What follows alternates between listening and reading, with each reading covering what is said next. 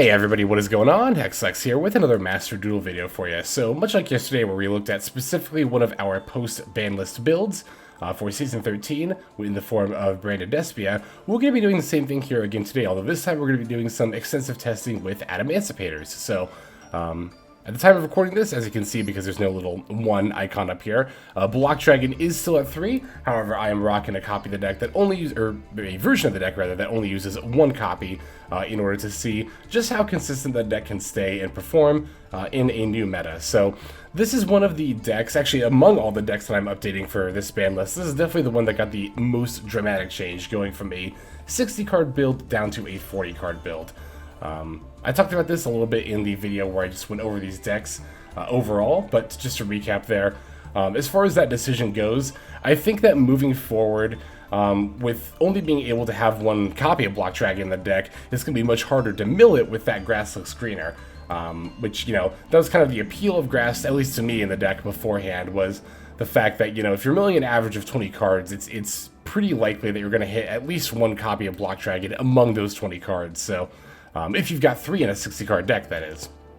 Having only 1 copy obviously makes it much less likely to hit. And though, yeah, there are other cards that were, like, nice to hit off of the grass, like Xeno Guitar, Revival Golem, that kind of a thing, we were definitely mainly looking to set up Block Dragon with it. So, I don't think grass is a terrible choice for Adamancipator moving forward, but if you're looking for the most consistent version of the deck, I personally don't think that grass is going to be the way to go moving forward. I think the 40 card variant is where we want to be here. The 40 card variant not only makes it more likely to open an Adamancipator starter, but even other starters as well. Notably Rocksies plus any extender, the main one being Koa'ki or Supplier. But Rocksies plus an extender is going to be enough in order to go for the whole main play. Basically, as long as you can get out Rocksies, another level 4 monster, you can go into Gallant Granite, then you can search Block Dragon, and then from there, even if you have like absolutely nothing else, you can link those 2 into IP Masquerena to get your Block Dragon search and then get your plays going. So in that regard, I don't think this deck has, I mean, it's definitely taken a significant power level hit by losing 2 copies of Block Dragon, and consistency hit as well. But that said, I don't think it's enough that's going to push Adamancipator out of the format altogether. Well, here's the thing, right? I suspect in terms of representation, people are going to en masse kind of drop Adamancipator. I suspect, again, in terms of representation, Adamancipator is probably going to fall back down to Rogue category. And I think a pretty decent ways into it. I don't think with Block Dragon going to 1, people are going to be too keen to play this deck moving forward. But as far as power level goes, the deck is definitely still at least tier 3. Which is about where I think it is now too, maybe upper Rogue, but definitely somewhere in that ballpark. And I don't know, I talked about this a lot in my post-ban list tier list video, where because I get people saying every now and then, like, why isn't power level the only thing that matters in terms of like a deck's place in the meta? It's because if a deck isn't being played by people, no matter how powerful it is, it's not going to have a spot in the meta. It just won't show up. So representation is an equal part to power level, and I think Adamancipator's representation will go down further than its power level would represent. We saw that happen with Adventure Prank-Kids, we saw that happen with Adventure Phantom Knight, we've seen it happen with a lot of decks, like, a lot of decks, honestly. We've seen it happen with Tri-Brigade, with Drytron, basically any deck that got hit, like, somewhat significantly, around the same time newer stuff was coming out, just fell out of favor immediately. Even if, again, its power level would otherwise indicate that it should be a part of the meta, its representation was just not bringing it there. So, I think that's going to happen to Adamancipator. That's my prediction. I think people are going to en masse drop this deck, but really Block Dragon going to 1 is not a death knell for this deck. It is a consistency hit, as I said, but it is not going to be the end of this deck here. So, as you can see, in going from 40 down to 60, we've cut some cards out entirely, most notably Rock Band, Xeno Guitar, and Small World. Small World I actually did kind of debate. I don't know, it was close. I almost kept in like 1 or 2 copies of it, just to have like another searcher for Block Dragon, but I ultimately decided that trying to play those on top of like some staple cards here was going to ultimately hamper the consistency of my Adamancipator excavations too much. I'm already actually kind of noticing in this build that like the excavations tend to be a little bit dicier in terms of like you know, I'm more often hitting like one target out of the 5 than I was in the past, and I think that's because I've not like gone down to 40 cards, but I'm still including like 2 Imperm, and Veiler, and Crossout, and Callbys, and Foolish, and the Buster Dragon engine, you know. That is quite a bit to have in a 40 card Adamancipator deck, and I could definitely see cutting some of these down in the long term, but for the time being, the deck has been testing fairly well, and I am definitely eager to show you some of these test games so that we can see how this deck will perform in the new meta. Alright, let me go ahead and break down the builds card by card here, as always as ever, and then we'll watch some of those games there. So we are playing 1 Effect Veiler, 1 Dragon Buster Destruction Sword, 3 Maxx, 3 Doki Doki, 1 Prank-Kids Dropsies, 3 Adamancipator Seeker, 3 Adamancipator Researcher, 3 Ash Blossom and Joyous Spring, 1 Gigantes, 3 Koa'ki Mirror Guardian, 1 Revival Golem, 1 Tackle Crusader, 3 Prank-Kids Rocksies, 2 Adamancipator Analyzer, 3 Koa'ki Mirror Supplier, 1 Block Dragon, 1 Nibiru the Primal Being, 1 Foolish Burial, 2 Call by the Grave, 1 Crossout Designator, and 2 Infinite Impermanence, and that's going to round out the main deck. The extra deck will have 1 Herald of the Arclight, 1 Adamancipator Risen Raptite, 1 Borreload Savage Dragon, 1 Adamancipator Risen Dragite, 1 Baronne de Fleur, 1 Swordsoul Supreme Sovereign Chengying, 1 Gallant Granite, 1 Prank-Kids Meow-Meow-Mu, 1 Prank-Kids Dodo-Doodle-Doo, 1 IP Masquerena, 1 Union Carrier, 1 Knightmare Unicorn, 1 Appaloosa Bow of the Goddess, 1 Access Code Talker, and then finally 1 Underworld Goddess of the Closed World. Alright, that will round out the build. Let's take a look at some gameplay. Okay, so our first match of this video is going to be against Swordsoul Tenyi. Oh, and these games, by the way, were also all played during the new season. That was the case for yesterday's video, too. I don't usually make mention of that. I don't know why I felt the need to, but look at our opening hand here, you know. We got pretty lucky just casually hard opening the Block Dragon, but the rest of our hand is actually not, like, super duper great. Seeker and Imperm are, like, well, and Nibiru going second are really the only cards I was super excited to be opening here. And I was like, okay, you know, at the very least I do have Nibiru plus Imperm, and then maybe I can try to do something with Seeker on my next turn. My opponent led by special summoning Shithana, which I thought was a bit odd before setting a couple of cards and then passing here. This is a pretty obvious indication to me that my opponent's got a Swordsoul Blackout face down. Particularly, I suspected that this card was likely the Swordsoul Blackout because they said it first. And it's just a thing I've noticed in all the years I've played Yu-Gi-Oh! Like, in situations especially like this, like, people will typically set their first card as their most important one. Unless they're playing a Stun or Floodgate deck, because then they tend to set it as their second card. I know that because in the TCG, I played Stun and Floodgate decks for a long time, and I would do the exact same thing. And although it's totally subversive, I have tended to notice people do that in Master Duel as well. Take that with what you will. So I'm going to just summon the Seeker. My opponent immediately fires off a Maxx, and I'm just not going to activate Seeker's effect because of a couple of reasons here, right? One, I know their hand is terrible. I know their hand is terrible because they're playing Swordsouls and they special Chithana and then set 2 and then pass for their first turn. So that and the fact that they Maxx at like literally the first opportunity they could get, that tells me my opponent is really, really desperate to draw cards here. So in certain situations, I might be on turn 2 more willing to play like through a Maxx and try to like win the duel that turn anyway. But in a situation like this where I know my opponent's hand is bad and they can't do much with their current resources, I'm totally fine just like, you know, passing after the Maxx. I threw the Imperm down in this column again to hit what I thought was going to be Blackout, which my opponent does flip up during the end phase, and I suspected that was probably going to happen, but I didn't really expect they were going to have the Heavenly Dragon Circle on top of that, so that's a little annoying, but I've got Maxx and Nibiru in my hand, so I'm not really particularly scared of what my opponent's going to do on their turn. At this point, though, I do know they have a live card. They've got the Taya there, so of course they start by summoning it, and then once they activate the effect, I'm going to fire off the Maxx.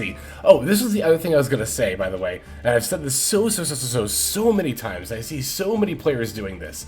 If you're playing against a deck where they can't summon without activating the effect first, like Adamancipator, there's no reason not to wait till they use the effect in order to Maxx. You could argue that maybe my opponent didn't want me to excavate like at all, but one excavate isn't going to do anything, even if I'd stopped there, right? And especially in a case like this, where my opponent needs to draw cards off of this Maxx in order to have a live hand, they really should be looking to draw cards and prioritize that. Now, this does require you that you know the meta pretty well, but that's why I always offer that advice. Like, even if you're not playing meta decks, you should know how meta decks play. For reasons exactly like this, to know when to use disruption tools like Maxx. It's something I see happen all the time. I don't understand it. Like, I personally don't think it's that difficult.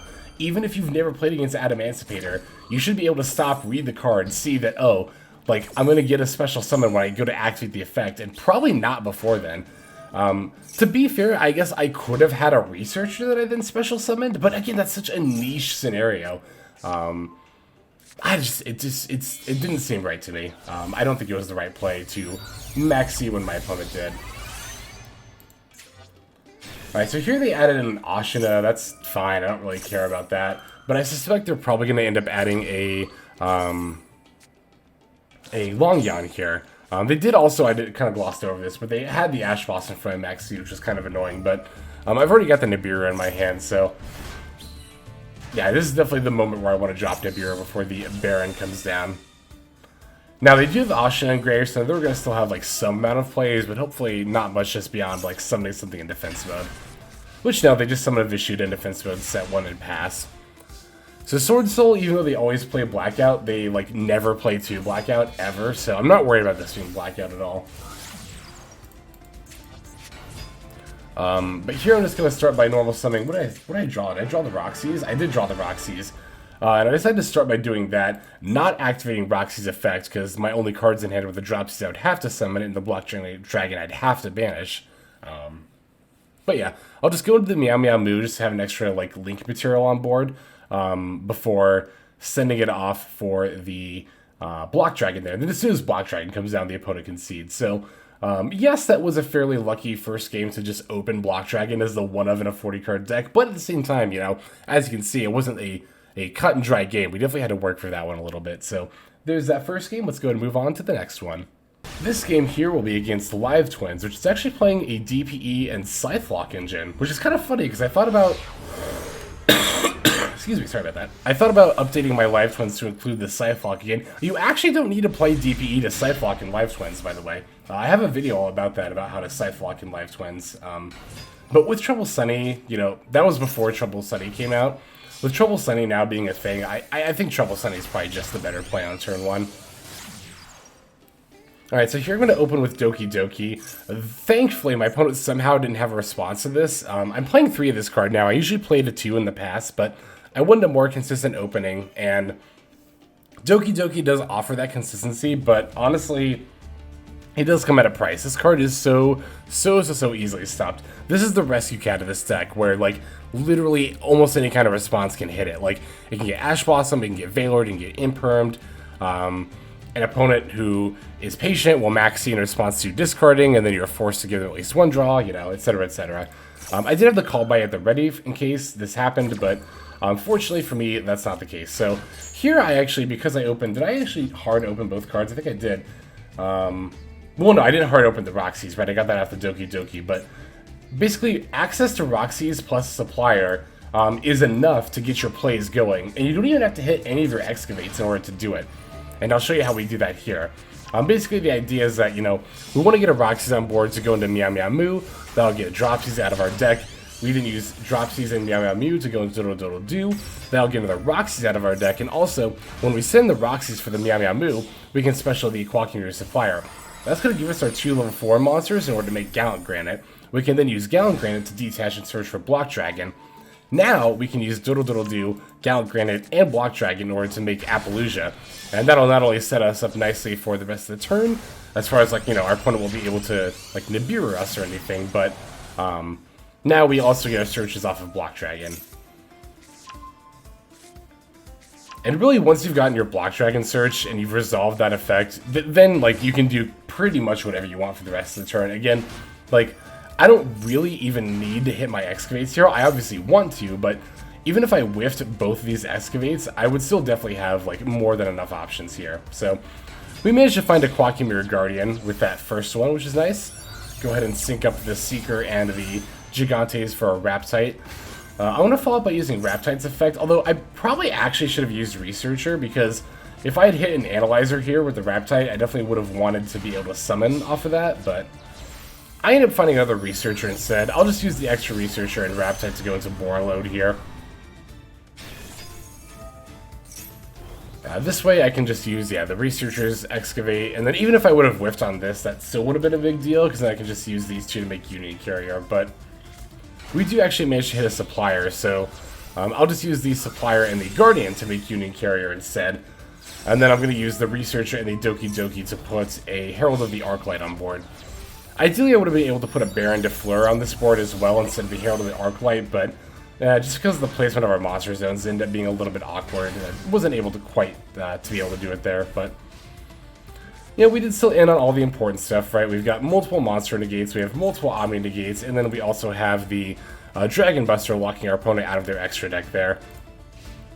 That on top of a face down call by an Availer as well. So even though the opponent did just ultimately end up conceding right away, I again wanted to show this game because I would have shown an opening line where we Rocksies plus Supplier in order to make our initial play, because I think some people kind of have this idea of like, oh, Adamancipators, they're so sacky, they just hit their first Excavate and then they go off. But the deck is not a sacky deck at all. Like, there are many combo lines where you don't have to hit all or sometimes any of your Excavates in order to make a grand play. And this is an example of those games where, at least to get the initial Block Dragon search, you don't need to do any excavating in order to get there. So there's that game. Let's go and take a look at the next one. Alright, this duel is actually going to be against Heroes, funnily enough, the deck that we just got done building relatively recently on our other free-to-play account there. Which, I made that account solely to play Heroes, so of course it's no surprise we have it over there. Anyway, the opponent's going to take the first turn. I opened Maxx and Nibiru, which is very, very good, especially against Heroes. Nibiru being one of like the main things that kind of holds Heroes back as a deck is like the very existence of this card. Just because this deck cannot make plays without, hitting multiple special summons. So opponent's going to start off by summoning I guess technically they started by activating D-Force and then they summoned Vion. I'm just going to patiently wait until they, because I know this deck doesn't really have many inherent summons at all, so I'll just wait until they drop this Polymerization before firing off Maxx. They had the call by anyway, so it didn't really matter, but, I've got knowledge of my opponent's hand as well, somewhat. I know one of these cards is Plasma, so I'm going to want to keep in mind what resources my opponent has available as I go to drop this Nibiru. Opponent did actually fuse two of their cards. Well, I guess I knew one of them was Liquid Soldier as well. Didn't I? I thought they searched for it. Yeah, they searched for it with Vion, right? Yeah, or with Shadow Mist. Then they sent off Vion. You know what I mean. So they get the Miracle Fusion here. So at this point, I'm just gonna kind of wait and see what all they go into. I'd like for them to activate this Miracle Fusion before I drop Nibiru.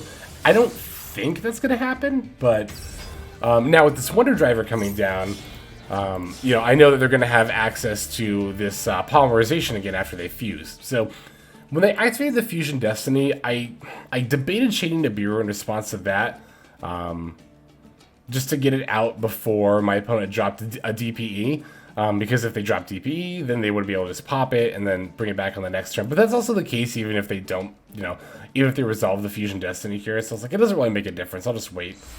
But they actually don't go for DPE. They go for Dominance. This was a play that a few of you in the comments were actually talking about, sending the Dreadmaster for the Dominance there, because basically from what I understand the idea, from what I read in the comment, the idea is that like you can bring this back during your opponent's turn, then your Destiny Hero monsters can't be destroyed, you take no damage during your opponent's turn.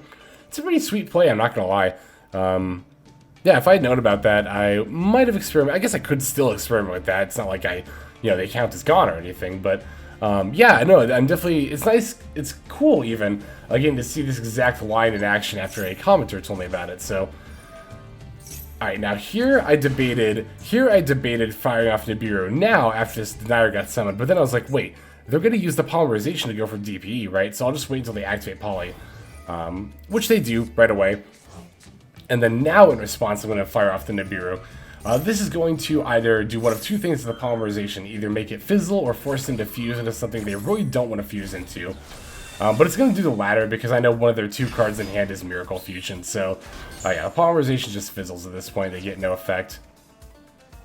Yeah, here they're obviously going to summon the Malleus. They don't draw it next turn, but then they have to pass to me. I actually know both the cards in their hand, and I think about it. I know it's Miracle Fusion plus Plasma, so I know they're pretty much out of stuff and can't do anything after this Nibiru, which is, again, very sad, just how much the mere existence of Nibiru just hampers Heroes as a deck. That's not to say I think Nibiru shouldn't exist. I think Nibiru is actually a part of a healthy game state right now, or rather, is part of keeping the game state relatively healthy right now, by keeping combo decks in check in that regard, but yeah, that's a whole debate you could have. Although I don't think people are too upset about Nibiru. It's usually more Maxx. I'm not going to get into that. I'm not opening that debate. So I'm just going to go ahead and move on to the next game. And our last game is going to be against an Endymion deck. A 50-card Endymion deck, which I thought was kind of interesting. Excuse me, sorry about that. Although, to be fair, most Endymion decks do tend to be above 40. Just it seems, anyway, to me, as someone who's never touched the deck at all of that. They just have a lot going on. Like, a lot. So, yeah, here I'm going to lead with Doki Doki once again. I've got the Crossout Designator in case my opponent's got some kind of response to it, but they don't have any, so... that is one of the reasons that I kept Effect Veiler, or why I decided to include both Veiler and Impermanence deck, by the way, was for Crossout Designator. Particularly with Gallant Granite being so essential to, getting a Block Dragon on play now that Block Dragon is going to be at 1, not at 1 at the time of recording this, but in the near future, Block Dragon is going to be resolving this Gallant Granite to get the Block Dragon is going to be very, very important. So I didn't want to end up in a scenario like this where I'd cross out and my opponent fires off a Veiler, and I don't have that in my deck, so that's why I included both Veiler and Impermanence in my deck. Here, I don't have anything else to go for, so I'm just going to have to go for IP Masquerena, but that's why one of the main reasons we have IP Masquerena in the extra deck is for this exact scenario. So, if nothing else, we can make IP Masquerena by sending the Block Dragon and Gallant Granite. So, yeah, I get to special the Gigantes as well as the Seeker and the Researcher. I even get a Rocksies, so I get to throw out an extra link material in the form of, well, I get an extra link too, actually, in the form of Dodo-Doodle-Doo. And I'm ultimately going to end up using just IP Masquerena and Dodo-Doodle-Doo to make Appaloosa. Ideally, I'd like to make an at least 3 material Appaloosa, but I also still want to be able to, I wanted to use all these other pieces as well in order to continue making my play here. Especially because, with the Researcher, we whiffed on that, so we're going to have to, or we're not going to be able to use the Researcher that we got off Block Dragon here. We can go for Raptite and try to hit off that, though. Analyzer would be the perfect hit here, but I don't think we get it if I remember correctly. Looks like it's just going to be that Supplier. Yeah, this is, I feel like almost every Excavate has been I hit 1 thing out of 5. So again, it might be a little bit much, the number of staples I've included in this 40-card variant. I could definitely see myself trimming out, an Imperm, or even, like a Veiler as well, or something. I don't know. Ultimately, time will tell. We'll see, but... So yeah, this setup is going to be, kind of a bare bones one compared to most Adamancipator setups, but, if a bare bones setup for this deck is still a 2-material Appaloosa, a Borreload with a Dragon Buster equipped, and a Block Dragon going into their, my opponent's turn, which will not only provide some solid defense, in the form of being a 3,000 wall that can't be destroyed by card effects, but even if they do answer it, then I just get plays for my next turn as well. I've also still got Imperm and Maxi and Ash Blossom, so again, if this is what a weaker board for this deck looks like, then I don't think its power level has fallen that far from Block Dragon going to 1, but again, I suspect because people will probably drop this deck after it gets hit, like they tend to do, that the representation... the loss of representation will be enough to tank this deck back down to Rogue, deep into Rogue. I don't know about deep, but a good ways into Rogue category. So yeah, I'll fire off the Maxi as soon as my opponent sets up a Pendulum Scale, even though I don't think they're going to Pendulum Summon right away. I generally do that against Pendulum decks, because you never know, right? And I've been in that scenario where they set the second scale, and I'm like, I don't think they're going to play a Pendulum, or I don't think they're going to Pendulum Summon yet, and then they do. So it's well, I'd rather just be safe. Let's be real, any Pendulum deck is going to summon enough for Maxi to be worth it anyway, so... But I wanted to make that distinction here, because I know I've mentioned this before. In this very video, I was kind of harping on about, you know, you should wait if possible until you can get a guaranteed summon to fire off Maxx. And then here I did it in a time where I didn't get a guaranteed summon. But again, if my Pendulum opponent ended right there without me getting a draw, that's fine because my board state is already set up. I'm not in a position where I need to get these draws off in order to make my plays go off. Again, I think if that's the case, then you should definitely be more mindful of when you're playing Maxx. But even here, like, yeah, I didn't get a Maxx when they got a guaranteed draw, but the fact that my opponent had set up a Pendulum scale, it means I'm one, either going to draw, or two, they're going to have to end in the face of Appaloosa plus Borreload, so I was fine with that here. My opponent pushing this Block Dragon back into my zone was pretty annoying as well, but it's not the end of the world or anything. Don't mind me, I'm just casually watching these counters tick up. So, yeah, opponent is able to clear off the vast majority of our board with the Endymion, saving only the field spell that they gave us in the Block Dragon, our spell trap zone, but they're definitely not even done here. That's the thing about Endymion, is like they just have endless plays, it feels like. Now they're gonna go for the Electromite. I'm actually gonna throw this into fast forward because I remember when I was actually playing this game at this state, I was kind of like, all right, let's like I went over to another tab. I don't usually do this, but I kind of like went to another tab and just kind of browsing around for a bit, and then I came back and I'm like, is it my turn yet? No? Okay. They still haven't even Pendulum summoned at this point, mind you. I was around to Valor this beyond the Pendulum here, but that was just to get 2 counters off of this Jackal. I knew that wasn't going to resolve there, so. Now here's their Pendulum summon.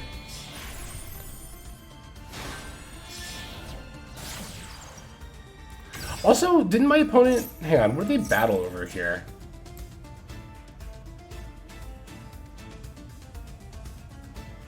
They battled over my Appaloosa. Huh. I feel like, I don't know, maybe they just couldn't... Oh, because I had Appaloosa in play, they weren't able to make plays. That's why they battled when they did. Okay, that makes sense. I was trying to figure out why my opponent battled when they did, but it was so that I couldn't negate their monster effects, I think. But now they're going to go for their own Union Carrier into a Buster Dragon setup, so that's obviously going to present some problems for me as the Adamancipator player, to, you know, kind of get a taste of my own medicine here. So I kind of start by, you know, I'll try to foolish this Tackle Crusader and see if this resolves. I don't think it will, but let me see how much of these I can actually bait out. And I was like, at this point I was actually about ready to concede, and then I realized something. I was like, wait a second. Well, actually I'm going to start by specialing the Analyzer first, and then the Researcher and the Seeker. And yeah, at this point, this is the point in the game where I was kind of debating, like, alright, I guess I just start, like, seeing how many of these excavates go through, question mark, but I didn't really like doing this line.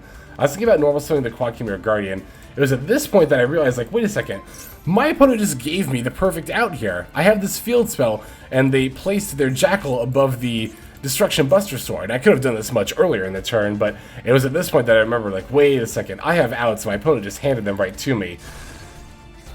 Yeah, so as you can see, by doing that, right, I used the Field Spells effect to push their Jackal into the same zone that Buster Dragon Sword was in, pushing it out.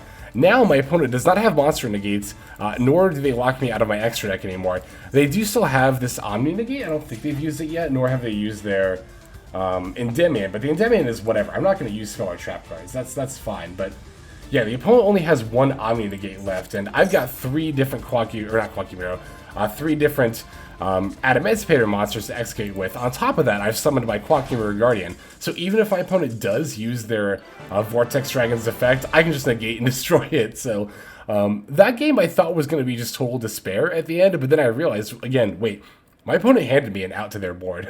I will definitely make use of that, so GG's, and thank you for that, Reen. I greatly appreciate that, but that is all the time that I have got for this video, so let's just go ahead and move now to the outro.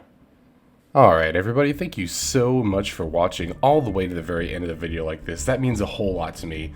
Not just personally, but it's also a great way of supporting the channel as well. If you're interested in supporting the channel in other means, you can of course feel free to comment and or subscribe right here on YouTube. I'm always looking to the comments section. You guys leave some pretty awesome feedback as far as like constructive criticism goes when it comes to deck building, gameplay, channel content, all that stuff. So feel free to leave your opinion down there. I will be sure to take a look at that there. And then subscribing is going to be the best way to get notifications of when these videos drop. That does happen every day, by the way, so if you're looking for daily Master Duel content, you've come to the right place. And there are more places where you can get some daily Master Duel content. If you check out the description below, follow the top link over to my Patreon page. There for just $5 a month, which is as much as you pay for a booster pack, you'll find a lot more value than a pack full of filler over there. We've got some previews for content upcoming here on the channel. We've got some exclusive games that are only posted over on Patreon over there. We've got some Q&As, and then you can also have your name featured in this lovely credit sequence where I thank all of the people who are helping contribute over there on Patreon. It's a huge support to the channel, and it really means a lot as well. So thank you everyone who is donating that is featured here on screen. And again, you know, it's not just a pure donation, you do get some more daily Master Duel content over there just for being a part of the Patreon. But I think that's about all the time that I have for today's video. Once again, I just want to thank you so very much for sticking all the way to the end of the video. Again, it just means a lot, as I do put a decent amount of work into getting these videos out every single day. But that's about all the time that I've got for now, so without further ado, this is XLex. I'm signing out, and I hope you have a fantastic day.